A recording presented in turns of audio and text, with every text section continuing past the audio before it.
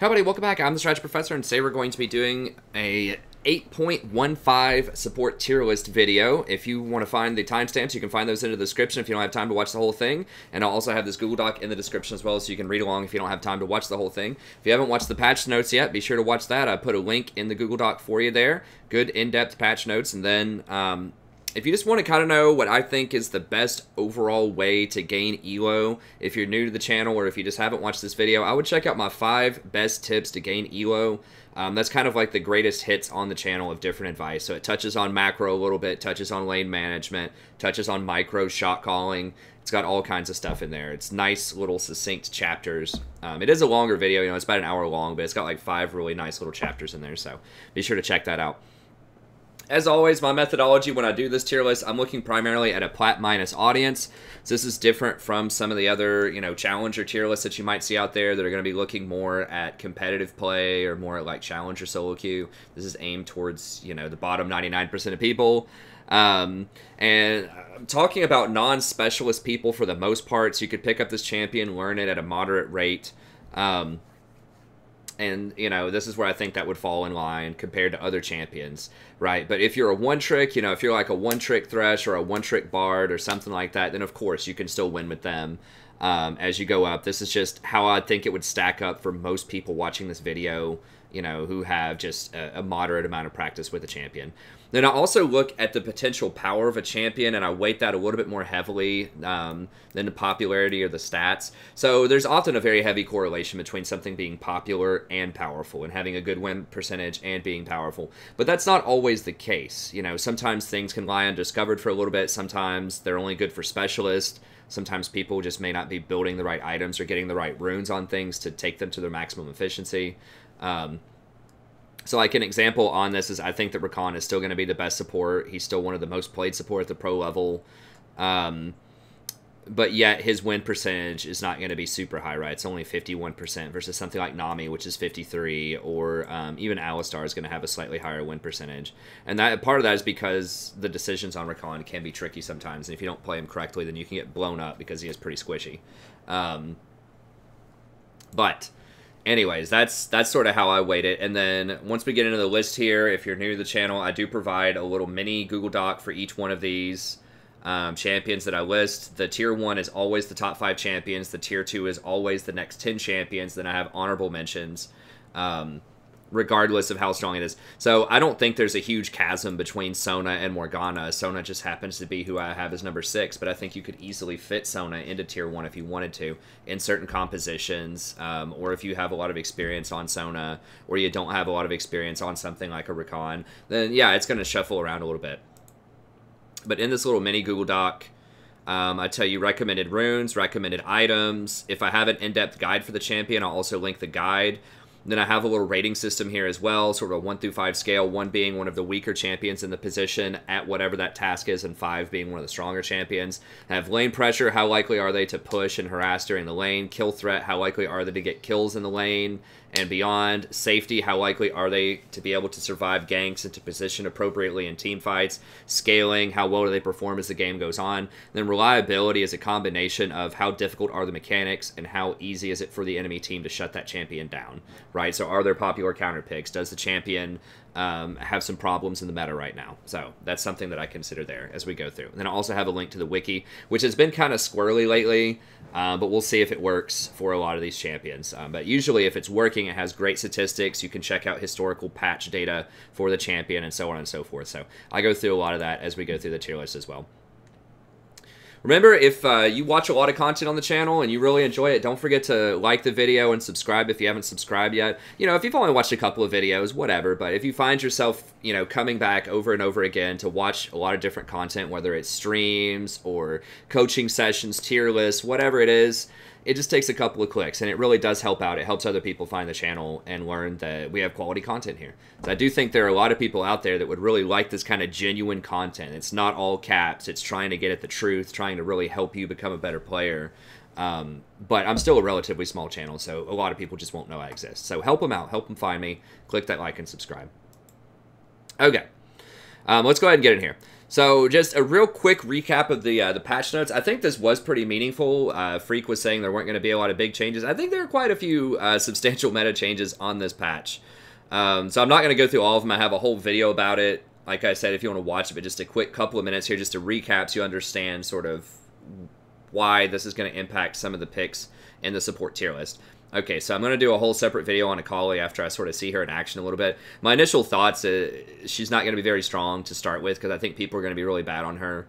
So if I was making a mid-tier list, which I probably will here in a couple of days, I would probably have her at tier 3, maybe bottom tier 2. I just don't think people are going to be able to play her appropriately, and I think she's going to have a really high skill floor. So I think that if you're not great on her, then she's going to be really bad. But we'll see how that turns out. Fiddlesticks, this nerf looks pretty harsh, right? Like extra 20 mana, that's 40% more mana. But, you know, one thing you got to understand about Fiddle is that he has an insanely high mana pool compared to other mages. And this is something that I didn't even know until I looked in the patch notes to see how this would affect his mana. But he has 500 base mana level 1. I'd never noticed that. That's disgusting. Like, Lulu has 350. And I looked up before. I'm not going to look them up now. But I looked up, like, Sona, Janna. You know, like, most enchanters, Rakan. A lot of them have somewhere between 350 and 400. Like, Zyra had, like, 411. But no one's even close to 500 mana. So that's a lot. So it's like, yeah, you know, it's going to cost you an extra 20 per spell, but you start off with 150, you know, extra mana over everybody else. And he still has 8 mana regen, which is not bad. That's about what Lulu... I guess Lulu does have 11. I think they changed that a while back. But, you know, some of these champs will have, like, 8 mana regen as well, so... I think that he'll still be fine. And a lot of that is because of his trading pattern, too. His E... even at 70, it's on a 10-second cooldown, and this is usually what you just spam in the laning phase. You don't use fear on a regular basis on people. You don't just walk up and drain people most of the time.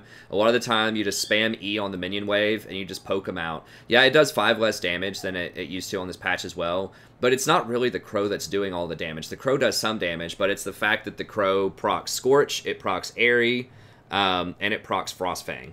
So you get all of that extra damage on top of the Crow. And it's going to trigger, you know, every single time you throw it on a minion wave. And it pushes the wave. So that's why Fiddle is so toxic, I think, in laning phase, is that he just auto-pushes the wave and harasses people, and it's very difficult to trade back on him. Because he can still trade with you pretty well, even after he uses Dark Wind. So he's poking you down and pushing the wave with Dark Wind, but if you try to come at him, he can still fear you and drain you. And this drain does a lot of damage. I mean, even level 1, channeling a drain, if he gets a full channel on you, 400 damage. And it heals him for, like, you know, 230. So it makes it very difficult to trade with him in the laning phase. So I think that, you know, this change might impact Fiddle. I don't think it's going to matter that much. If it does, you can just rent a Fairy Charm, just buy it for 125.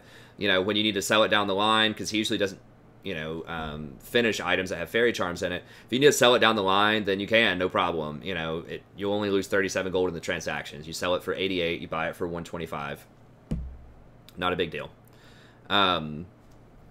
Okay, and then Fizz. Fizz is another one that's going to be a really big change on this patch because he's just going to be super strong. I talk about it in the patch notes, but the numbers are just through the roof. They triple buffed his W, which was already kind of strong, and they just gave a huge buff to his R ratio. So that means that he's going to be back as a major assassin. I expect him to be permanently banned, but if he gets through... he's going to be a big problem. So supports that are vulnerable to assassins, things like Zyra, Sona, stuff like that, have to be a little bit more cautious because Fizz can definitely take over a game. And then you also have the release of Akali. Like I said, I don't think people are going to be super strong on her right away, but some people might be okay. They'll definitely be playing her if she's not banned. And so I think that assassins are still going to be good. And then Talon's still really good. Zed's played all the time. He's still really strong. LeBlanc is seeing a decent amount of play these days, so there's still a lot of melee assassins. Well, I guess LeBlanc's not melee, but a lot of assassins in general that are getting played. So, you know, you need to be playing supports that are decent into assassins. I don't think that Aurelia is going to matter that much. It's neutral, maybe a slight buff. Kindred is still going to be really strong after this. She was a lot stronger than I thought she was going to be over the last patch or so, but champions that can buff up and help her out, so like Ardent Sensor champions or Zeke's, champions that can get Zeke's, are going to be pretty strong to complement her, and just anything that can kind of shield and heal and keep her alive, boost her up. She can definitely hyper carry from the jungle as sort of a ranged marksman. from the jungle. So I think she's going to be really good. Lee Sin's another one who's basically they're making him into an AD assassin pretty much with this huge buff to his Q. He's already a very popular champion, so expect to see a lot of Lee, a lot of Fizz, a lot of Akali. You're still going to see a lot of Talon, Zed. Assassins are definitely, they were kind of like, they were still popular, but they were kind of waning. People were playing some control mages some more, or, you know, maybe an occasional bruiser or something mid lane. It's going to be a lot of assassins, so... Lee's also pretty decent into Kindred, sort of. If he kicks her out of the circle, if he goes on her, I don't know how the sequence would be, but if he can get her to blow her ult, then he can kick her or whoever else out of the circle and then execute him with his Q. So that's a pretty decent interaction there. Pretty good with, well, he wouldn't be played with Kindred because they're both junglers, but I think in some circumstances a smart Lee could have some pretty good game against Kindred. Morgana Shield's not going to matter. You don't spam this. You only use it every now and then. That's still a lot of mana regen, so she's going to be fine. Quinn is super strong right now. I played her a couple of times last night. She's still going to be very strong. This is not going to change. I've seen, and she's getting more and more popular because of Tyler 1. So champions that can complement that burst bot lane are really nice. Or champions that can help her roam a little bit more, maybe speed her up or give her some buffs. Could definitely be a bit stronger. Thresh, this is going to help a little bit. People might start maxing W second, like getting a couple of points of flay in lane, and then maxing it last. You always max your hook first. You want your hook completed by level 9 or 10. But then maybe you get Lantern next. I'm not really sure. This would give you an opportunity for more Lanterns. The Lantern has a decent shield on it that scales with your souls. So, you can look that up really quickly as we talk about Thresh. So I'm not really sure. I feel like Thresh is still not going to be a super high win rate because he's difficult for a lot of people to play, but, you know, a 220 shield plus 1 per soul collected. You know, if you have like 50 souls in the mid game, that's a 270 shield.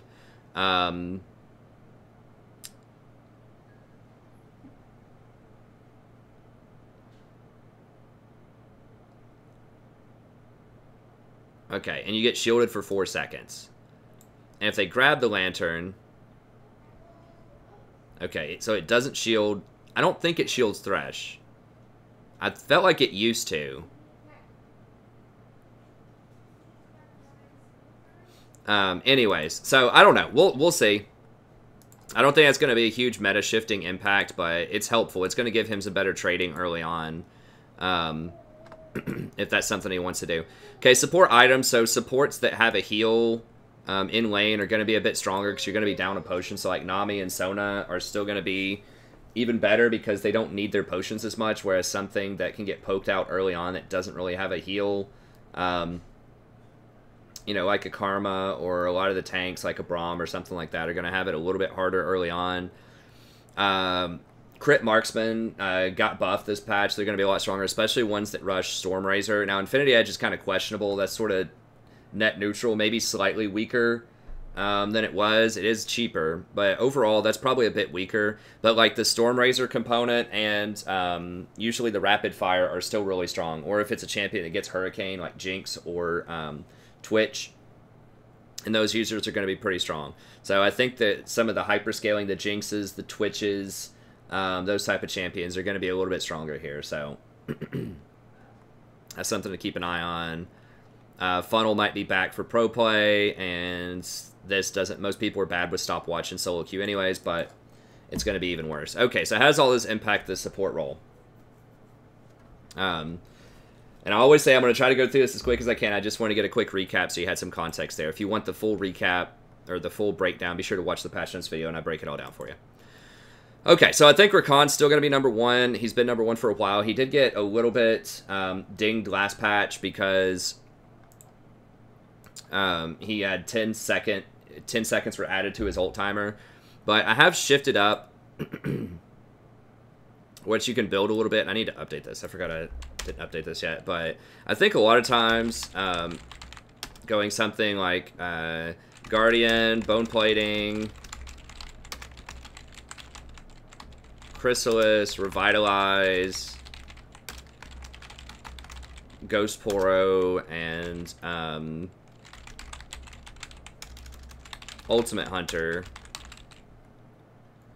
are probably the best options. The reason for this is, like, the Q was nerfed. The cooldown on the Q was increased quite a bit. They've nerfed the damage component before. They nerfed the heal component. So the Q's not as good early, and it never was really that good most of the time unless you were, like, a challenger. Because if your AD carry doesn't help you harass, you're not going to do enough harass on your own as Rakan, typically, to make any sort of appreciable impact. So Rakan's really just best in, like, all-in situations. You know, the healing on the Q scales based on your level, not based on the points in the Q itself. So really the only point in getting a lot of points in Q is to try to get early damage to sort of lower that cooldown a little bit and just to secure a little bit more damage. But the cost of this, his other two abilities are so good, his W and his E, that there's a huge opportunity cost to getting multiple points in Q. So that means you're losing out on your W and your E, which both start with tremendous cooldowns, 18 seconds on the W, and then 20 seconds on the E, and they go down by 2 seconds per point. So it's really big upgrades. And the numbers go up quite a bit too. So this W actually does the same damage as Gleaming Quill. It doesn't heal you, but it's almost literally the same damage. So in an all-in situation, you're not losing any damage by putting 1 point in Q and then maxing W first. It's the same amount of burst damage, even a little bit more. It just has a 0.7, although it would still have the 0.7 regardless. It's just really the base damage that changes. So, you know, all-in situation, it's going to be the same thing, pretty much. It's just you're going to have a lot more mobility, you're going to have better engages, and you're going to be able to CC people more often in fights. Right, and this is going to be up more often, so I think that this is just way better to max anyways. I've been maxing this for a while, so those Q nerfs really don't matter that much. The extra 10 seconds, I think if you go Ultimate Hunter instead of Ingenious Hunter in the Domination tree, then that negates the 10 seconds. You actually get a little bit more off, but that feels really good. You can still get your ult up quite a bit if you go for that. And Ghost Poro is really nice early on. It gives you some extra vision in their jungle. Rakan's a good candidate to use Ghost Poro because you can kind of infiltrate, get in their jungle if you want to, try to get a really good Ghost Poro placement, and if you get into trouble, you can usually escape, you know, just by Wing over a wall or something like that. Or just like flashing or using your ult to tag somebody and dash away or whatever. He has so many escapes that he's one of the safer people to try to go in there and get a good Ghost Poro. So, gives you a little bit of extra ward coverage, gives you some extra AP as the game goes on. So, I think it's a pretty decent choice. And if you're not going to get multiple points in Q and lane, I don't really think there's a point. I mean, Airy is nice, but you're not going to be landing a ton of harassment with that Airy. Unless you're getting a lot of points in Q to lower the cooldown. You're consistently hitting those Qs. So, like, Airy's okay. It's helpful later on. Nimbus Cloak is really good. You know, something like Transcendence can be okay. It doesn't kick in until later. Scorch is, once again, not going to be great probably unless you're landing a lot of Qs consistently. It's okay, but you just don't have enough harass for Scorch to matter. Now, you could do Gathering Storm. He does scale pretty well with AP, but once again, that doesn't come on until later. So, yeah, I mean, if you want, like, a later game build, then getting something like, you know, Transcendence plus Gathering Storm could be helpful. But you have to have Bone Plating and Chrysalis no matter what, so that has to be there. And you would have to get that secondary if you do Sorcery as your primary.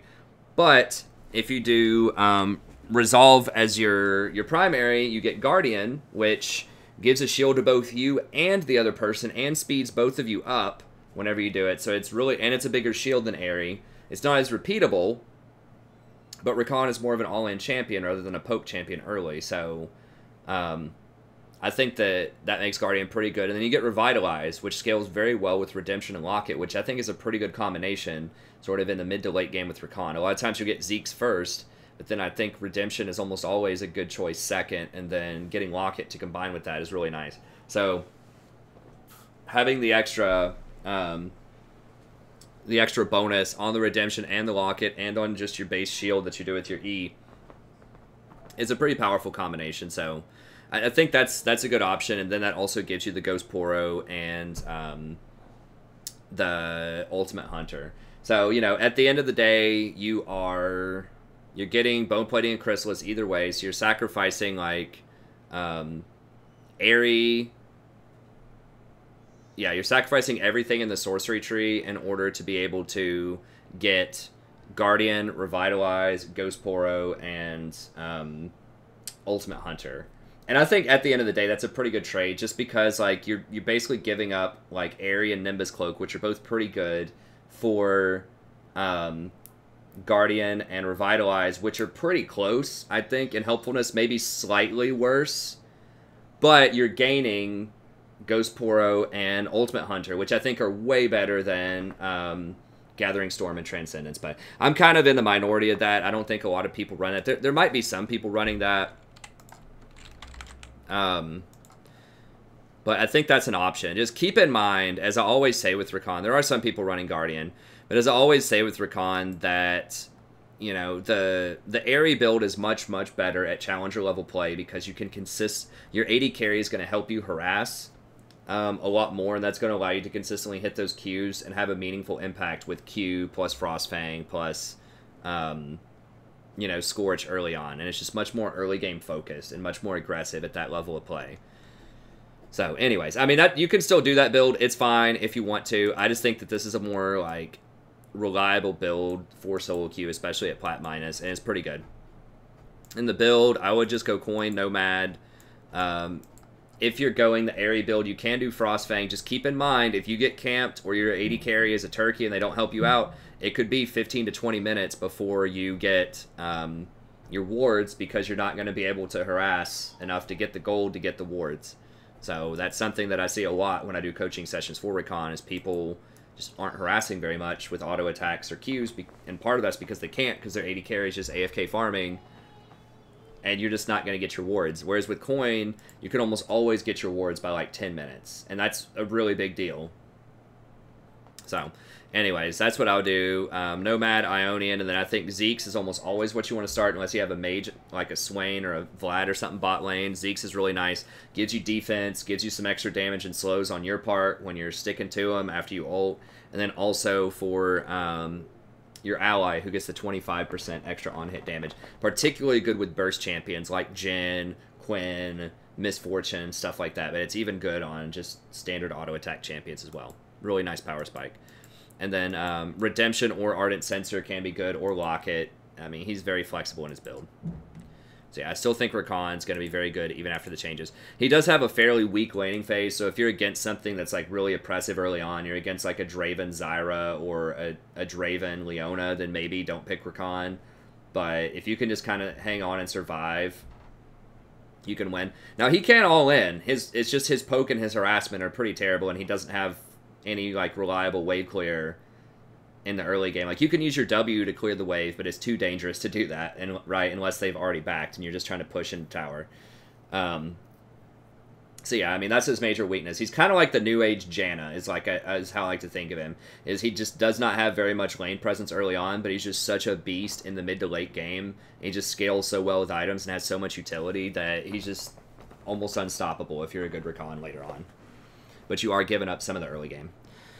Okay, and then I still think Fiddle's number 2. As I talked about with the quick patch notes overview, I don't think the mana costs are going to hurt him that much because his base mana is so high. And just whenever I've been playing a decent amount of Fiddle 6 over the last 2 weeks, and whenever I back for the first time, I'm not really feeling like, man, I'm out of mana here. Like, this is rough in a typical laning phase. Like, I'm usually sitting at like half mana because all you do is spam your E.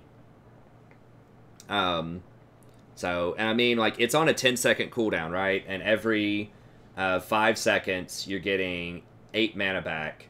So basically, like, even if you cast it every time it's off cooldown, it's still going to be 16 mana less, right? Because you're going to heal, you're going to regenerate that 16 mana. So if we do like 70 cost minus 16 that you regenerate naturally, that's 54 each.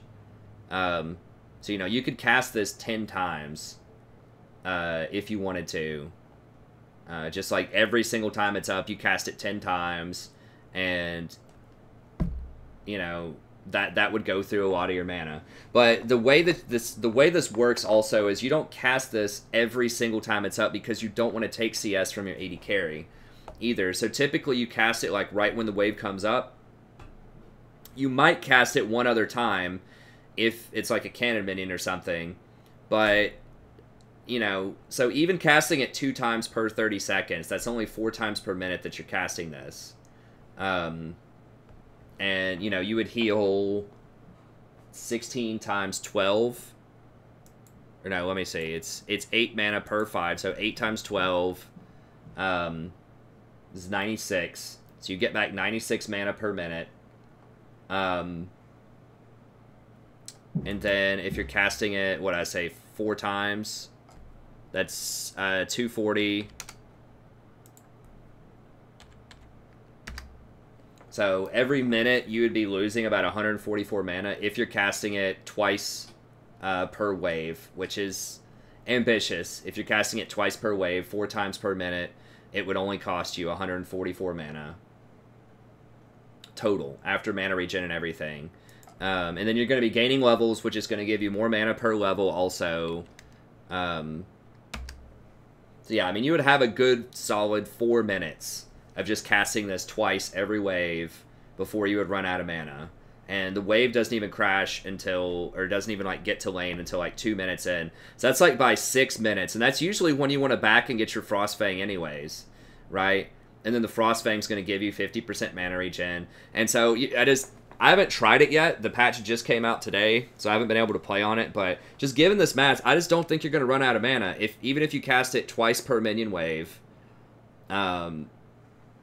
because you're not, for some reason, you're not scared that you're going to take the CS from your AD carry. Even if you cast it twice, it's still going to be, like, you're going to be able to back by 6 minutes and get more stuff, right? I mean, if you're hitting them 4 times every single time with this crow, like that, they're going to have to back anyways. You're going to make them back, and then you're going to get to back if you're doing it that much, right? Because every time you cast this, it's going to be, you know, whatever the damage is, 60 damage. So that's 240 damage, and that doesn't include Airy procs or Scorch or Frostfang procs or whatever. So I think it's fine. The moral of the story is I think his laning phase is going to be fine with the E. We'll see. If it is a problem, you could just get a Fairy Charm, give you 25% more mana, so that would give you like an extra, you know, instead of 96, you probably have like 121, 22 mana per minute or something like that. It's not going to affect his mid-game or his late-game at all, which are still very strong. He still has a point-click 2.25 second fear, which is really strong. He still has a great engage later on if you get proper vision control. Very disruptive with his silence later on. So I think he's still going to be able to harass. He's still excellent against melee champions, particularly assassins. If they don't kill him, if he gets that fear off, they're probably going to die. Unless they take Quicksilver Sash. They also just nerfed Quicksilver Sash on this patch with Mercurial. So now if the AD carry has to buy Quicksilver Sash, it's going to feel really bad because they're losing a lot of damage off of that. So I think less people are going to buy it. So I still think he's going to be very strong. He'll be a top tier support. So I don't think that's going to matter too much in solo queue. And then Lulu's kind of my spicy pick. I had Lulu in there last time, and I still think that Lulu is really underappreciated right now. Now, yes, she does have bad matchups into Nami and Sona, who are both very popular right now. If we change this to the last 7 days.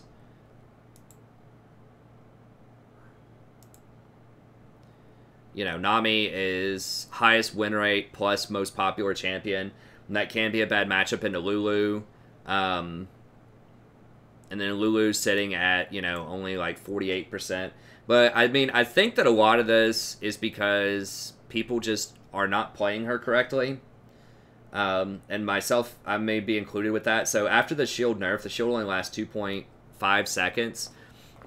I think in order to beat Sona and Nami, you have to, like, push them into tower and get wave priority without getting ganked. And that can be tricky. But neither one of them have very good, like, very good wave clear at all. So you're going to lose probably if you just continuously trade with them. So if Nami has W up and you're trying to go up and, you know, hit her with your E and then Q her and then she's just spamming W on you, she's going to win that because she's dealing damage and healing herself, and you're just not going to be able to compensate for that. And it's going to be really hard to all in early on too, is that heal bounces around and just does so much. It's just super powerful early on. So I think that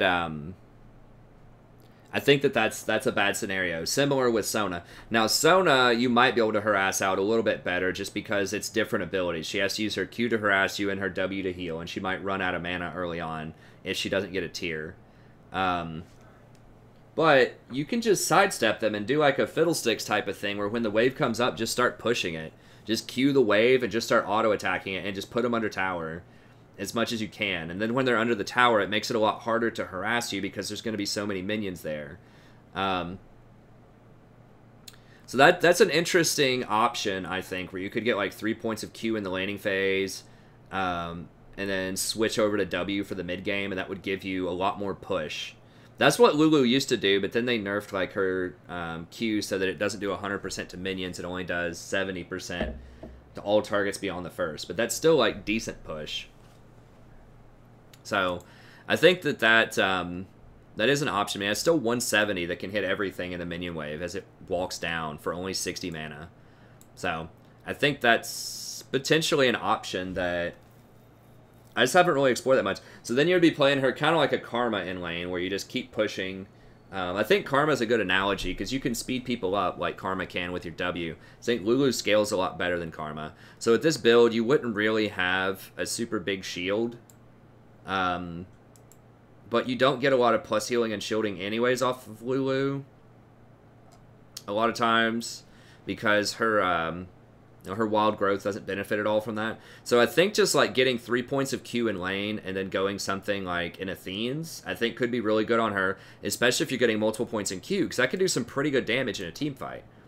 I mean, if you hit like a couple of people with the Q in a fight, that's going to give you a really big heal with your E and the Athene's combination. And you don't get any cooldown reduction off of this. Like, and the AP ratio is the same.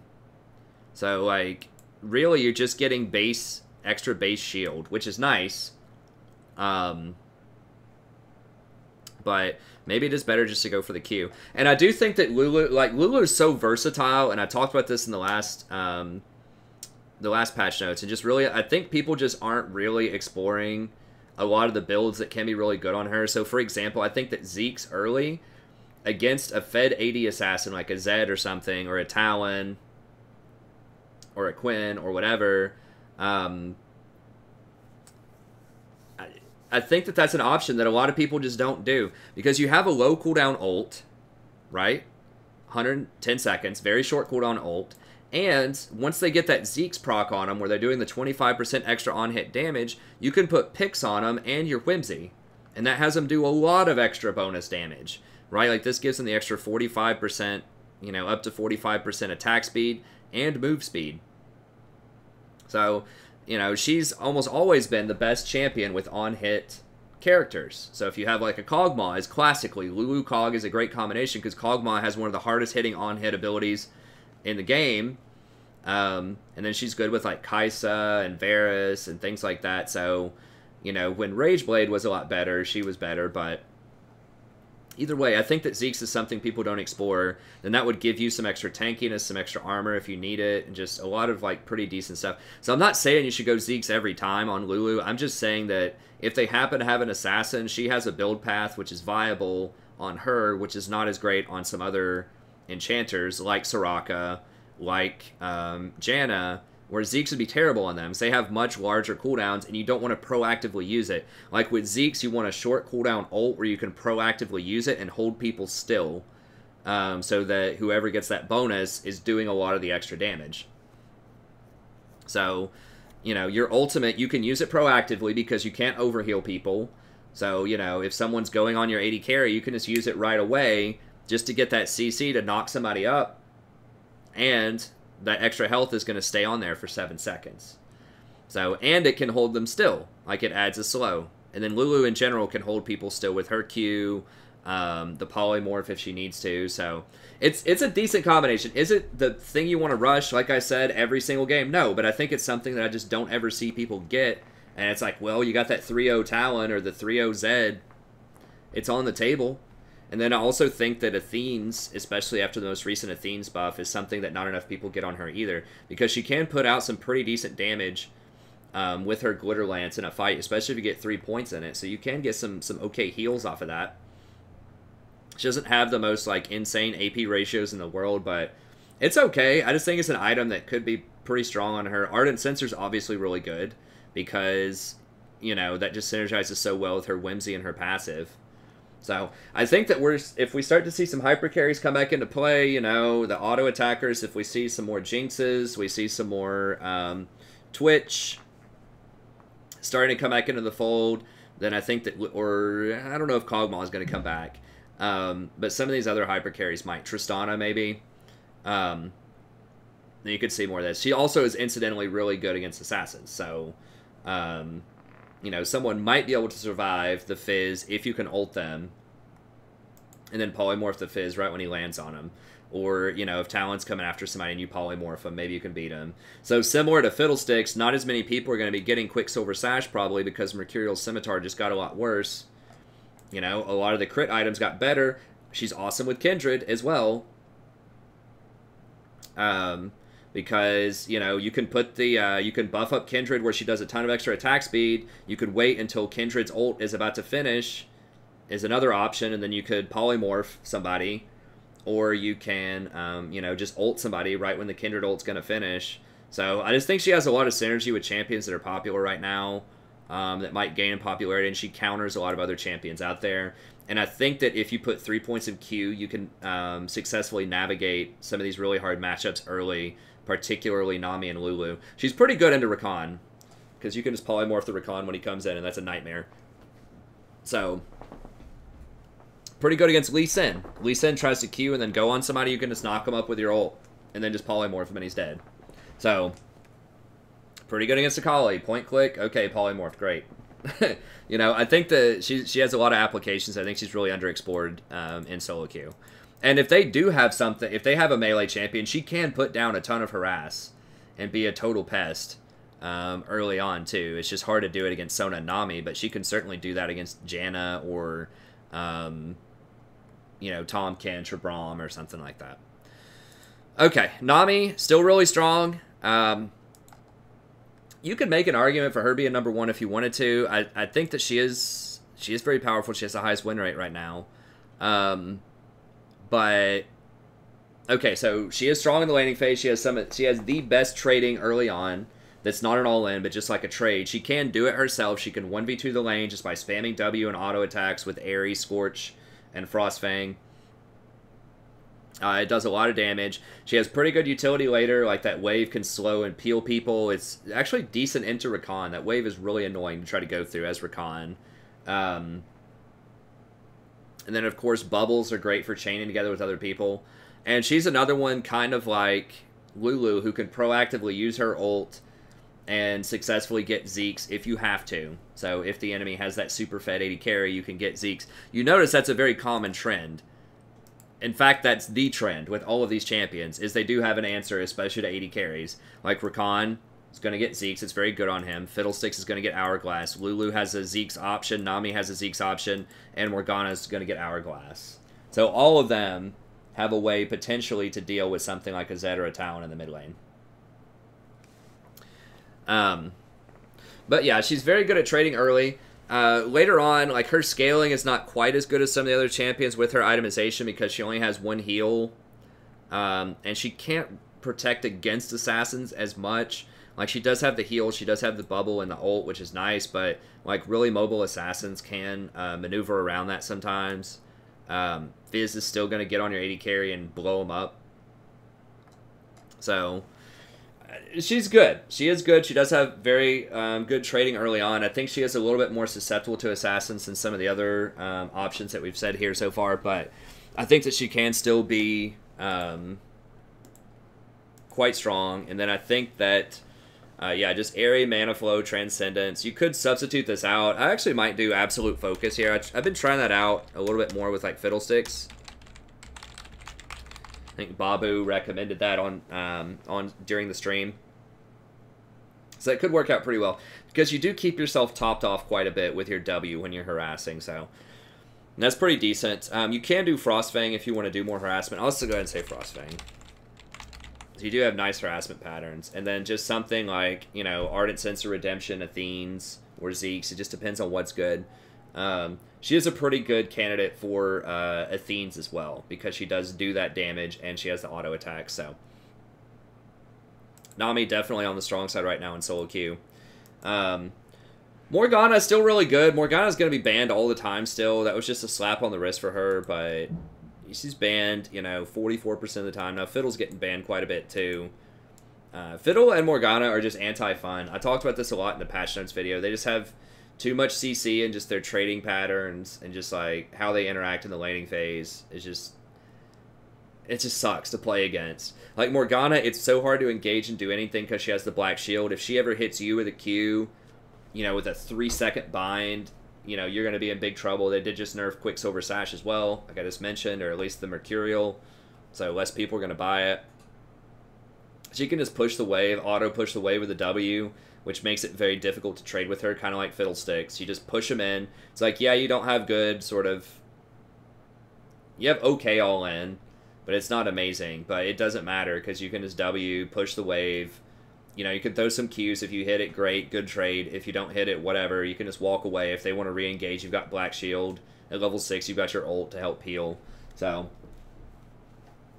I think she definitely is really strong right now. So, if she's not playing, she's pretty good against Rakan, because he has to like run straight at you. You can Black Shield his engage. You can also bind him. And if you bind him, he's probably going to die if he doesn't have Cleanse or a Quicksilver Sash. So, yeah, I mean, I think she's still going to be really solid. You might even see her some more in Pro Play. Yeah, she's still pretty good. I have her a little bit lower just because, I mean, the shield is very nice on Assassins. The W is kind of worthless later in the game, and the R loses a little bit of its value. But that bind is always going to be strong, and the Black Shield is still pretty strong, so we'll see. I just feel like it's harder to be as proactive with her. Like, you can chuck binds and hope to hit people, but I just feel like she just doesn't quite have as much, like, super high-impact stuff that you can do yourself as Rakan or Fiddlesticks, or as much, like, utility as Lulu, or, like, early-game presence as Nami. She just kind of forces a farm off in lane a lot of the time. Like, you just press your W, you try to push them in the tower, and just hope your AD carry hits more than they do. So, I don't know. She's okay.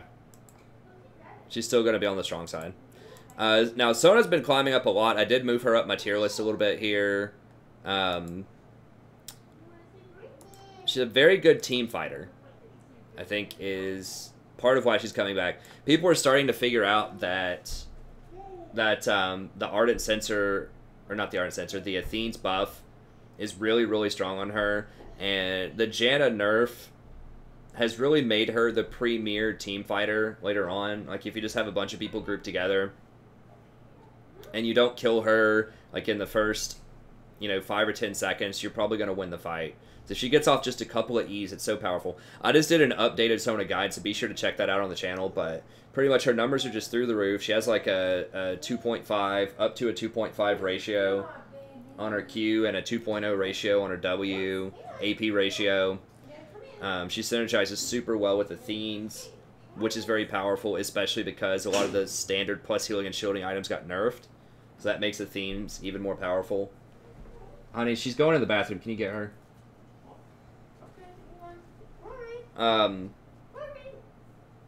So yeah, excellent with Athene's.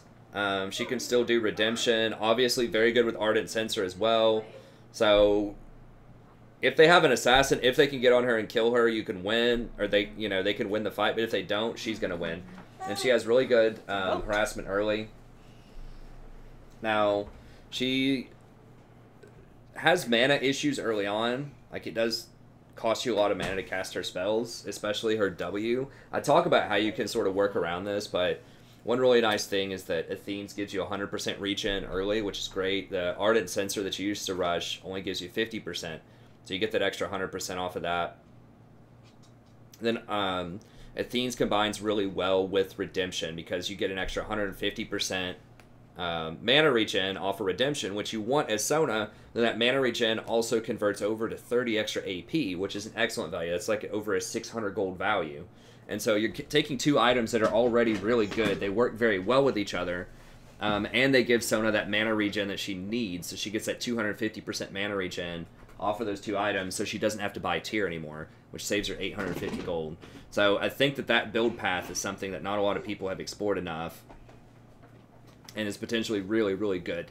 The Athenes into Redemption, and then if you're worried about Assassins, you can also take Barrier, which is something that Sorakas have started doing for quite a while now, and I don't see why Sona couldn't do it as well. It's short cooldown, it helps get around Ignite a little bit, helps protect you from multiple targets if you're getting focused or ranged targets. Sometimes you just can't get close enough to exhaust. And especially with some assassins who have really good mobility, like they might be able to do a lot of their upfront damage before you can even exhaust. So like Fizz, for example, he's going to jump on your face.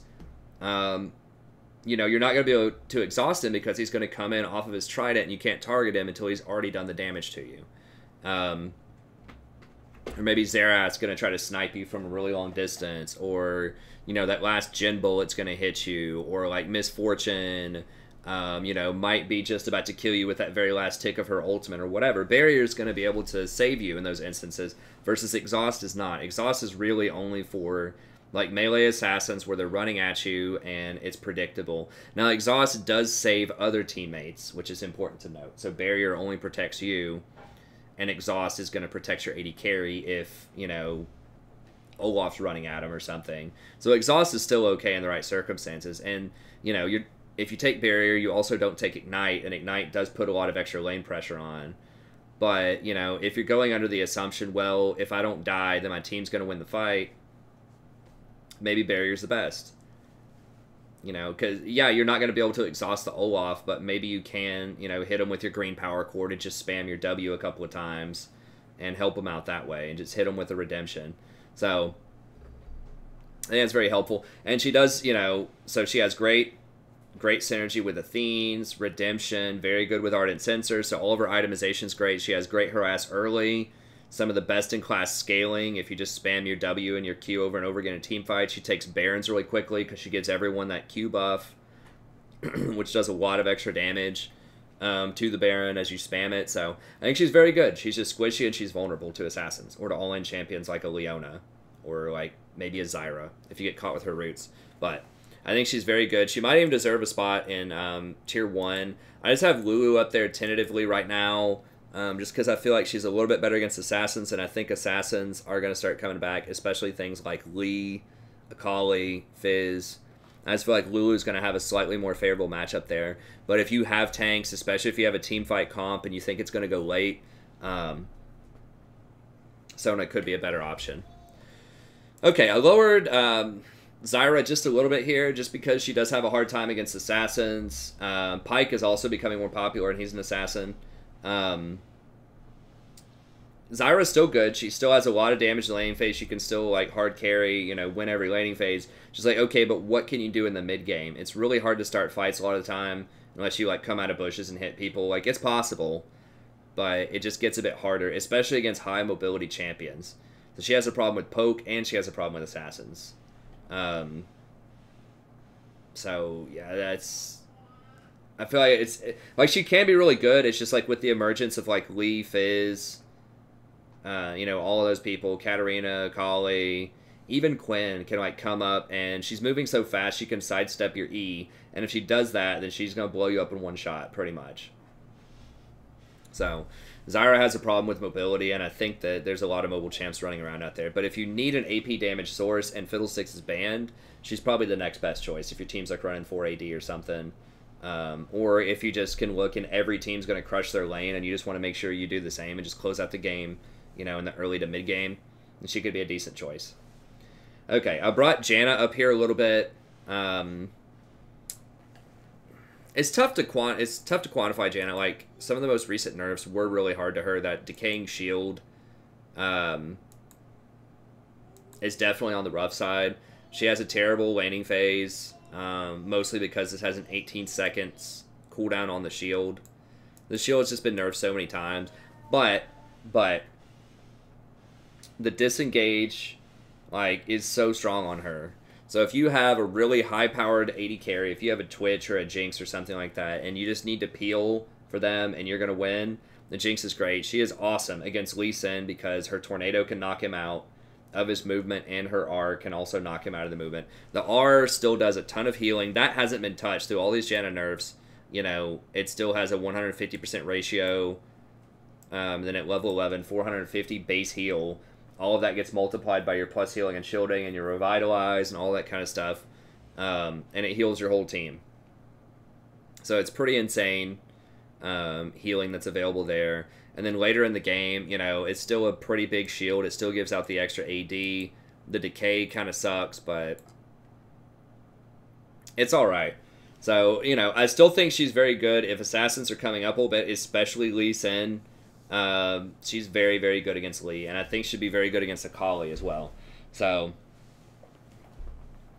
we'll see. You know, she does have a hard matchup against some early game champs, but if they have, like, tanks on their team, and if you have that higher scaling AD carry, so if they're running something like, I don't know, Jhin, Braum, or whatever, and you have a Jinx on your team, then Janna could be pretty good. You just survive the laning phase, then late game, if they can't get on that Jinx, you're just going to win a lot of the time. Right, Sadie? So, I do think that Janna might move up a little bit, although I also think that Lulu is similar, and Lulu's probably going to be a little bit better, because she does a lot to amplify AD carries as well with her picks and her W, and she has more like burst, single target, health replenishment with her ult, and just like better CC with her polymorph as an option. So, and has better push with her Q, so she doesn't have to get beaten up by Nami and Sona during the laning phase. I don't think, if you can outpush them. Both of them have pretty bad push, and in lower elo, you know, well, not necessarily like really low, even in Platinum, which I wouldn't consider like low elo, as the top 10% of players,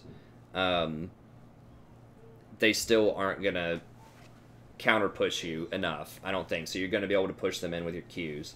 So I think that gives Lulu a little bit of an edge as just being a strictly better version of Janna, but there are some matchups where Janna might be a little bit better, particularly against Lee Sin, who I expect to make a big comeback. Not that he was ever gone. He's still gonna, like, he's almost always one of the most popular junglers. Yeah, he's number 2 most popular jungler right now. So, and that's before the buffs. I mean, a lot of this is over the last 7 days, is the chart that I'm looking at here. So, and he was already at 49%, which is not bad for Lee. So, I don't know. I see a lot of bad Lee Sins in my games, but, you know, statistically speaking, he's not that bad, and I think that buff is pretty significant. Okay, Pyke, seeing a little bit more traction here.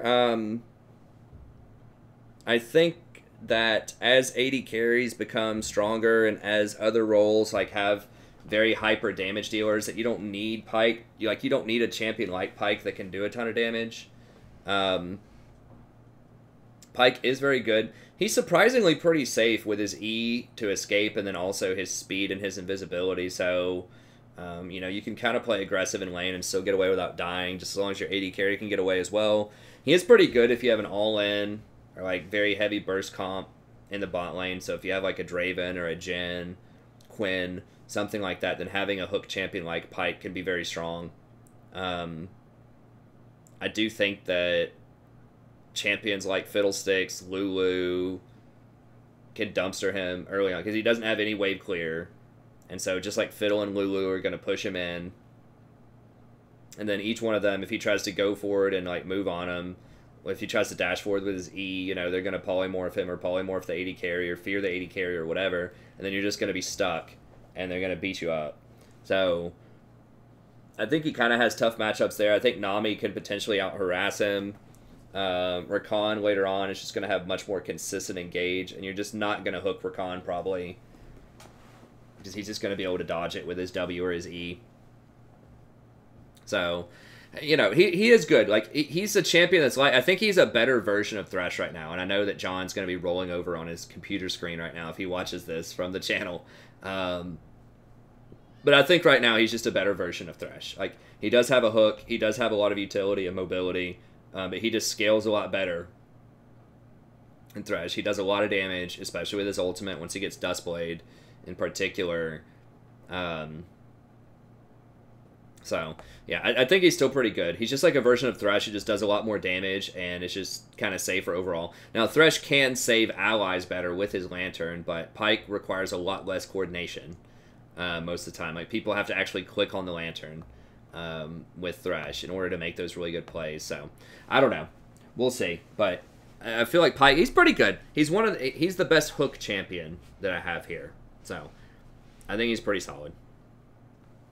Alistar, you might see him coming through a little bit more. I feel like he has kind of bad matchups historically into enchanters. I mean, maybe I'm wrong about that, but I feel like he can just get outscaled if he doesn't completely dominate early. He has no wave clear, so he's going to get pushed in by Fiddle, Lulu.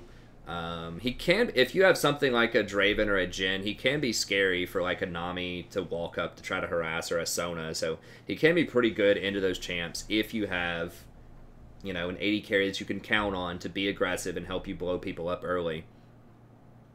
He can be pretty good against those champs. But in general, I just think that Rakan is just a better Alistar most of the time.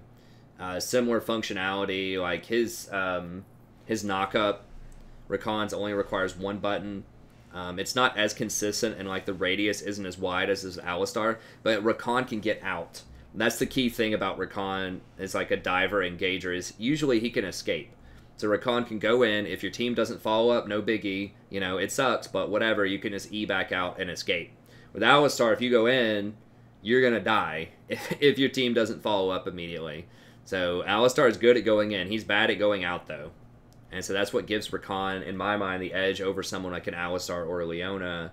It's because he's just so much more flexible if your team is just not on the right page. Or maybe you goofed up, right? Maybe you go in because you think it's a really good like attempt, and then, you know, 2 more people show up out of a bush somewhere that you didn't see, and then you're like, oops, all right, see ya, and just like E back out. So I think it's just a little bit more versatility there. But he is tankier. He can tower dive early on.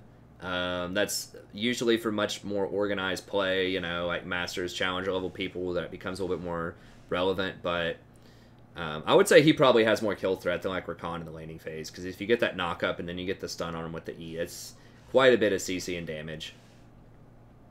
He does also offer a little bit more sustain. So I would say he's probably better in lane against things like Nami and Sona, but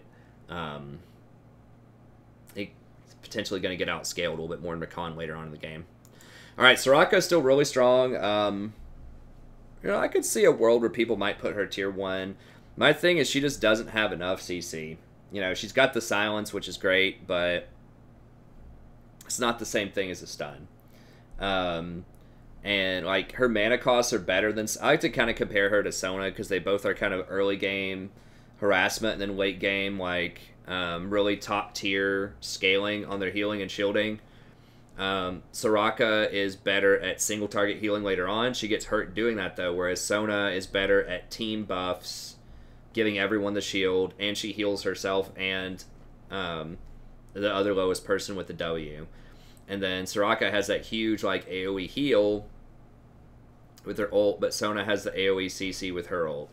So, and then Sona can move around the map and rotate a lot faster too with her E aura.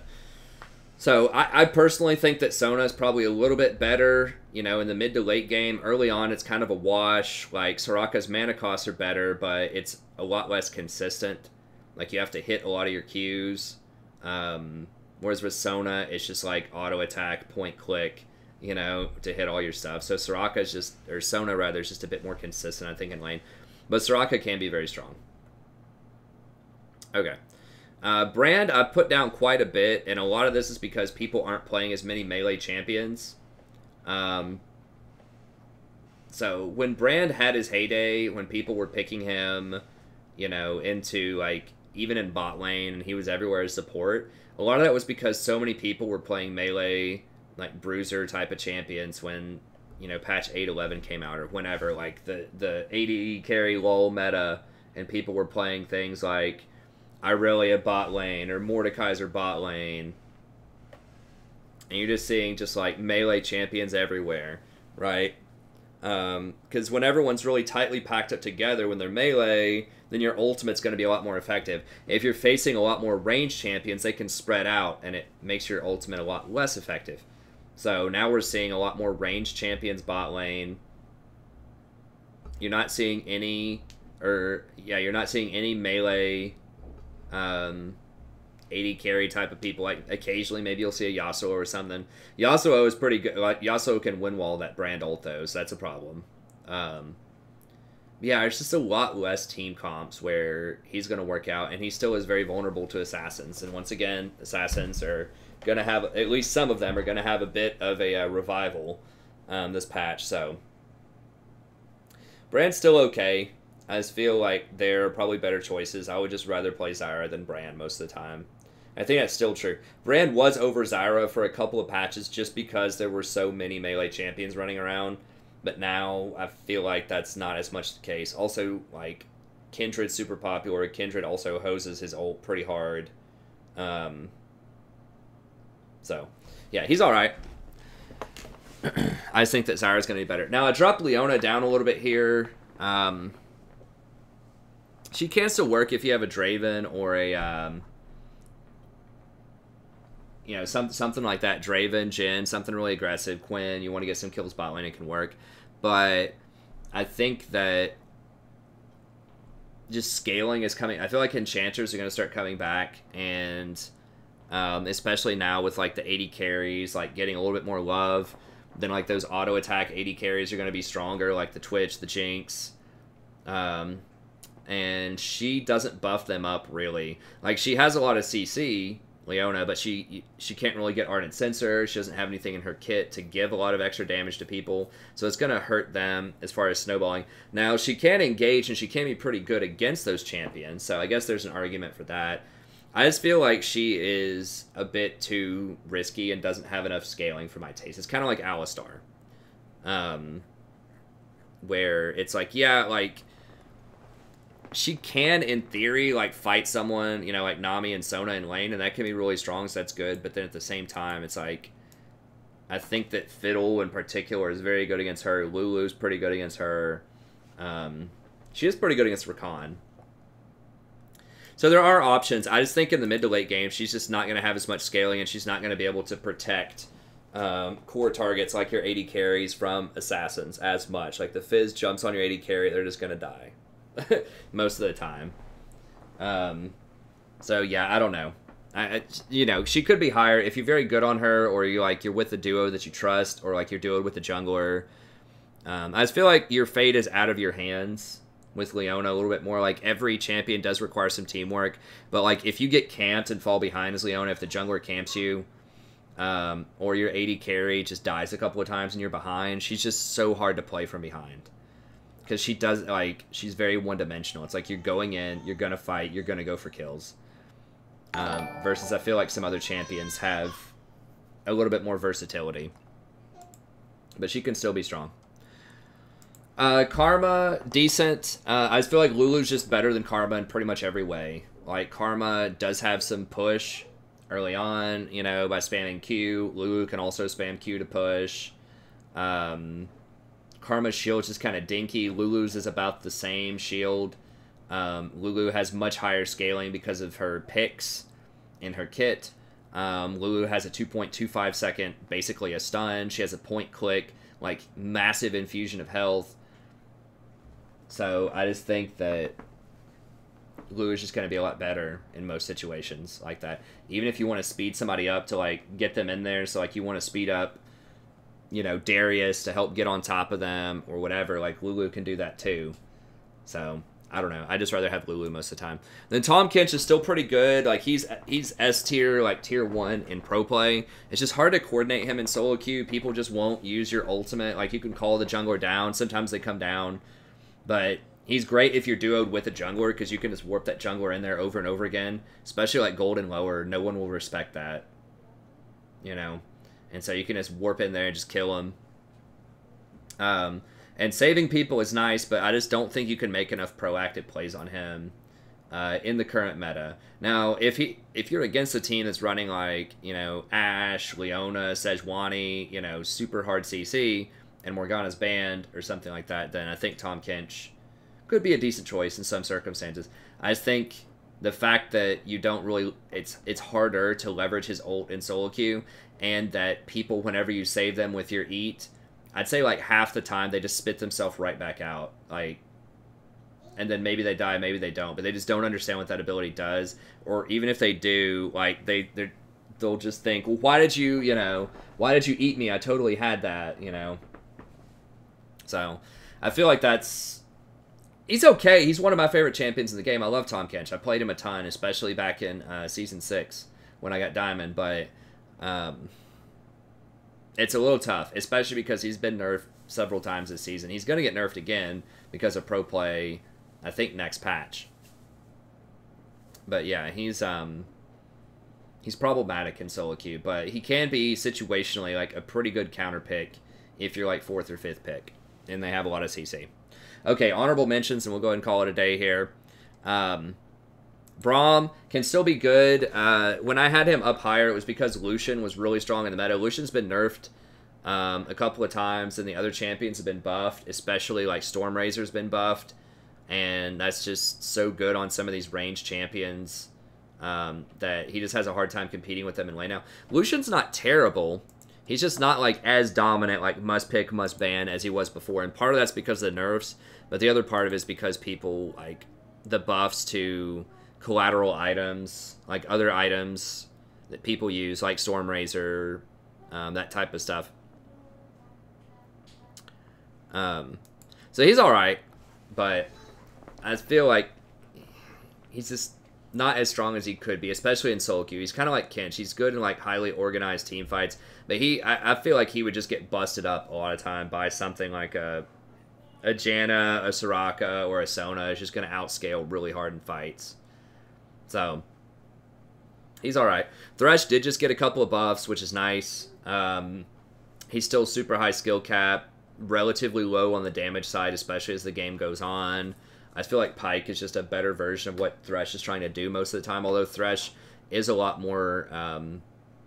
there's a lot more stuff you can do with Thresh, particularly because of the Lantern. So, one-trick Threshes can definitely take over games. He can be really good.